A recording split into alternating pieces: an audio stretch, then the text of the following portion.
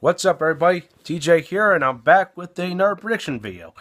And as you know, this Sunday is Money in the Bank, actually. And of course, about a week ago, we just had NXT Takeover. And I just want to get this off my chest right now, and that is NXT Takeover was, holy hell, an amazing show, start to finish. There was just something there. There was like something for everyone to enjoy. You got a chance to see the debut of a new superstar in Andrade Cien Almas, an amazing debut match.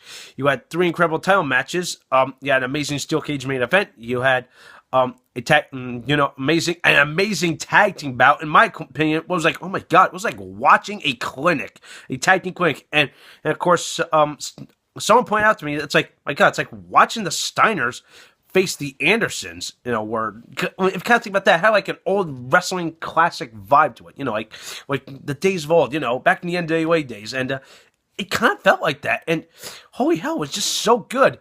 And speaking of old school, the fact that Precious Paul Ellering made an appearance, holy hell, that was awesome. But what kind of ticked me off was the fact, in fact, most of the fans were chanting, "Who are you?" I'm like, what? They were just chanting, I really don't want to give too much away of what happened of the event, but if you've seen the event, there's a new tag team that debuted, and now Precious Paul Ellering is now managing this new team. They could have been chanting for them, or they could have been chanting at him, and for some reason, I just felt, oh my god, you're disrespecting a legend by chanting, "Who are you?" I'm like, do they not know who he is? He is the manager of one of the greatest tag teams of all time. You know what I'm talking about, the Legion of Doom, Hawk and Animal. And you either boo him or just say, "Who are you?" That's just a little disrespectful. Okay, but aside from that, overall show, top to bottom, and Aries Nakamura, holy hell, stole the show, in my opinion, okay? But anyway, with that, let's move away from TakeOver, and now let's focus on Money in the Bank. So this Sunday I'm actually kind of excited for it, because of a couple of reasons. One, the dream match. AJ Styles and John Cena. Finally, we're going to see a clash between two guys, in my opinion, two poster boys of their time. You know what I mean? Of each company, you know what I mean? You had AJ Styles, who was the face of Impact Wrestling. You had John Cena, the face of WWE. And now they're finally going to come to a head. Almost, a decade or so later in their careers? This is something. I really want to see what happens. Because, say what you want about Cena, love him, hate him, say he sucks, say he doesn't. Well, I still think he does, but then again, I will point out something. He's had, in my opinion, some good matches. Him against CM Punk and him against Daniel Bryan. Both those matches were actually pretty darn good. But let's see, take something that John Cena can do in those matches and then bring it to a match against a guy like AJ Styles. We'll see what happens. It could be a classic, just like those two, in my opinion. But who I think is going to win?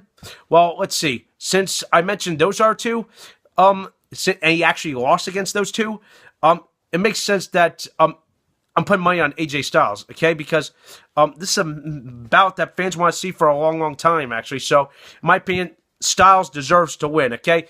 Styles has had a strong appearance. He's had a strong start in this company. Now he had an amazing bout at WrestleMania, in my opinion. Even though he lost, but still it was good. But now this could be the icing on the cake of his WWE run so far, is beating John Cena. Okay, so my money is on Styles all the way. Now moving on to other matches, the Money in the Bank ladder match. I'm actually kind of excited for it because there's like a couple of fan faves here that I'm kind of pulling for. Yeah, I'm pulling for either Dean Ambrose or Sami Zayn or Cesaro or even Kevin Owens. Okay, any of those four, my opinion, should win the match. But I really don't know. It's all up in the air. They're pretty good at what they do. I just want to see an amazing ladder match, okay? And of course, it probably will not be as crazy as any other ladder war. No pun intended there to Ring of Honor. Of course, to be perfectly fair, Sami Zayn and Kevin Owens have clashed in a ladder match. Ladder War 3, or anybody? Does anybody remember that match? Final Battle 2013? I believe it was 2013. Yeah, 2013, I believe. One of those years. Anybody remember that? Because I certainly do. Holy hell. Probably won't be as crazy as that match, but hell, I'll still watch it, okay? So, any of those guys for the win, okay? Now, we have a fatal 4-way tag team match for the tag team championship. We have New Day, Enzo and Cass, the Vaudevillains, and Anderson and Gallows, or the Bullet Club, or the Club, what do you want to call them. This is something. You got two, in my opinion, best tag teams from NXT. You have the New Day, and they have Gallows and Anderson, a prominent, dominant tag team, and possibly one of the most popular tag teams in the world, and a team to ever come out of Japan. So you kind of got a pseudo tag team classic on your hands. But let's see. This is probably going to be a crazy tag team match. So who I think is going to win? My money's on Anderson and Gallows all the way, because let's see. If AJ's going to win, might as well, because by association, if they got to show their dominance, okay? They're the Club, okay? Because, and not to mention, as much as New Day is entertaining, even though I kind of find their gimmick a little racist, but their time's done. Sorry, New Day, you're dead. You're done. It's time for a new team to rise to the occasion, and it's Gallows and Anderson. Then we have our main event, Rollins and Reigns.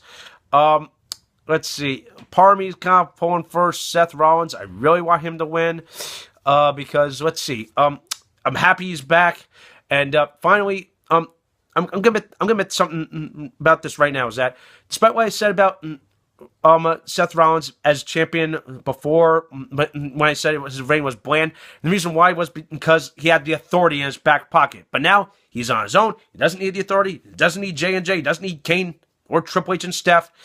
He's on his own. So this is definitely a time for him to shine. And like I really want to get behind him and just say, yeah, Rollins deserves to come back and win the title, because yeah.